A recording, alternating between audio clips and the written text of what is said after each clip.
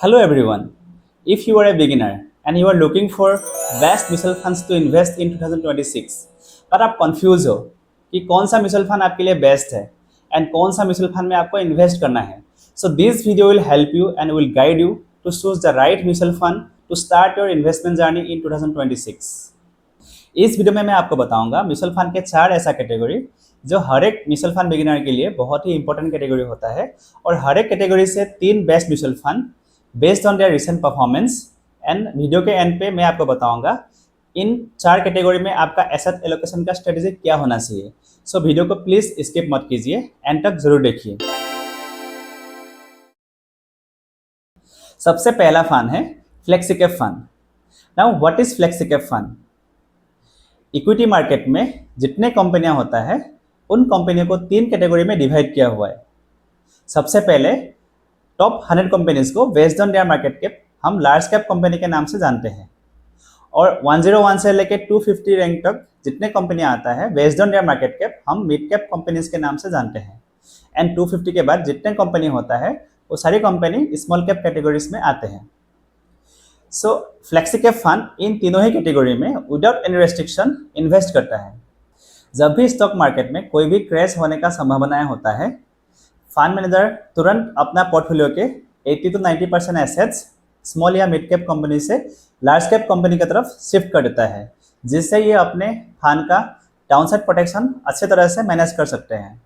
और जब भी मिड कैप या स्मॉल कैप कंपनियों में बुल रन हमें देखने को मिलता है, तो फंड मैनेजर अपने पोर्टफोलियो से ज़्यादा एलोकेशन स्मॉल या मिड कैप कंपनी की तरफ शिफ्ट कर देता है उस बुल रन का फ़ायदा उठाने के लिए।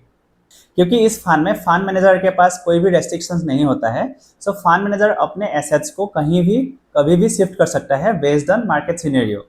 इसी स्ट्रेटजी की वजह से इस फंड ने स्टेबिलिटी के साथ साथ पिछले कई सालों से कंसिस्टेंटली परफॉर्मेंस दिखाते हुए आए हैं, और इसी वजह से ये फंड इन्वेस्टर्स का काफ़ी पसंदीदा फंड बन चुके हैं। फ्लेक्सिकैप फंड कैटेगरी के 3 बेस्ट म्यूचुअल फंड हैं: Parag Parikh flexicap fund, HDFC flexicap fund and JM flexicap fund based on their past performance. Parag Parikh flexicap fund थोड़ा कंजर्वेटिव अप्रोच रखते हैं, और इसी अप्रोच के वजह से मार्केट क्रैश होने के टाइम भी ये फंड अपने डाउनसाइड प्रोटेक्शन को काफ़ी अच्छे से मैनेज कर लेते हैं। जब से ये फंड शुरू हुआ है, एवरी ईयर इस फंड ने कंसिस्टेंटली परफॉर्मेंस दिया है। सबसे इंटरेस्टिंगली इस फंड के पोर्टफोलियो में 10% का इंटरनेशनल स्टॉक्स का भी एक्सपोजर हमें देखने को मिलता है, और इस फंड ने सबसे पहले 1 लाख करोड़ का माइलस्टोन को अचीव किया है। आज की डेट में इस फंड का AUM साइज है 1,28,966 करोड़। HDFC फ्लेक्सिकैप फंड में थोड़ा मॉडरेट रिस्क हमें देखने को मिलता है। इस फंड का भी AUM साइज काफ़ी बड़ा है 91,334 करोड़। इस फंड का रिसेंट परफॉर्मेंस आउटस्टैंडिंग रहा है, इसी वजह से रिसेंटली ये फंड इन्वेस्टर्स के काफ़ी चर्चे में आए हैं। JM फ्लेक्सिकैप फंड थोड़ा एग्रेसिव अप्रोच रखते हैं, और इस फंड ने कंसिस्टेंटली इन्वेस्टर्स के लिए हाई रिटर्न जनरेट करके दिया है। आप मेरे स्क्रीन पे तीनों फंड का last 1 year, 3 year and 5 year का रिटर्न कंपेयर कर सकते हैं, और मेरे इनपुट के साथ साथ आप खुद का भी इन तीनों फंड का थोड़ा एनालिसिस कीजिए। आपके रिस्क एपेटाइट के हिसाब से जो भी फंड इनमें से बेस्ट लगता है उस फंड को आप अपने पोर्टफोलियो में इंक्लूड कर सकते हैं। नंबर 2 बेस्ट फंड है मिड कैप फंड। ये फंड हमारे पोर्टफोलियो के ड्राइवर है, बिकॉज इस फंड में सारी कंपनियां ऑलरेडी वेल नोन है एंड एस्टेब्लिश है। ये कंपनियां आने वाले कुछ समय में टॉप 100 कंपनीज में आने का क्षमता रखता है। ये फंड हमारे पोर्टफोलियो के लॉन्ग टर्म ग्रोथ के लिए एक इम्पोर्टेंट रोल प्ले कर सकते हैं। ये तीनों ही फंड थोड़ा high risk and high return वाला फंड है, सो इन्वेस्ट करने से पहले खुद का प्रॉपर एनालिसिस कीजिए, देन इन्वेस्ट कीजिए।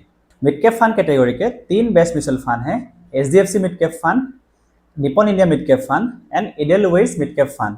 आप मेरे स्क्रीन पे इन तीनों म्यूचुअल फंड के last 1 year, 3 year and 5 year का रिटर्न देख सकते हैं।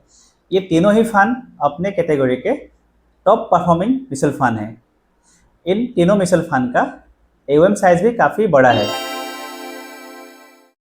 थर्ड बेस्ट म्यूचुअल फंड है small cap fund. Small cap fund long term investors के लिए एक बेस्ट म्यूचुअल फंड होता है, लेकिन शॉर्ट टर्म इन्वेस्टर्स के लिए ये एक हाईली रिस्की ऑप्शन होता है due to market volatility. So short term investing के लिए इस फंड से आप दूर रहिए। स्मॉल कैप फंड कैटेगरी के 3 बेस्ट म्यूचुअल फंड है, बंधन small cap fund, Invesco India small cap fund and Nippon India small cap fund. बंधन स्मॉल कैप फंड ने लास्ट 1 ईयर में 21%, लास्ट 3 ईयर में 32% एंड लास्ट 5 ईयर में 25% का outstanding return generate करके दिया है और इस फंड ने अपने कैटेगरी के बेंचमार्क को टोटली आउट परफॉर्म किया है।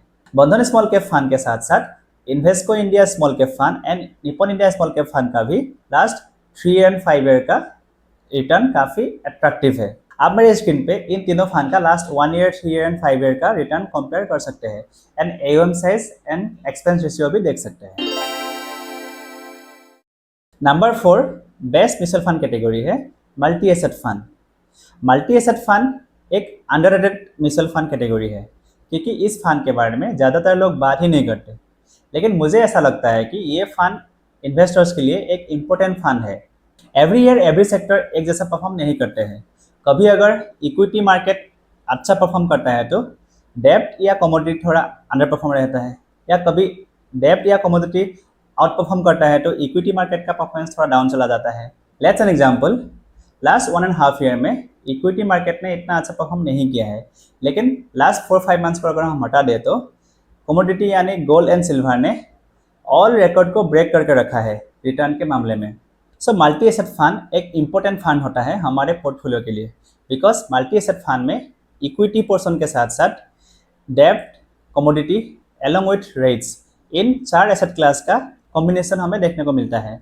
सो मल्टी एसेट फंड से हमें एक balance growth with stability with consistency हमें देखने को मिलता है।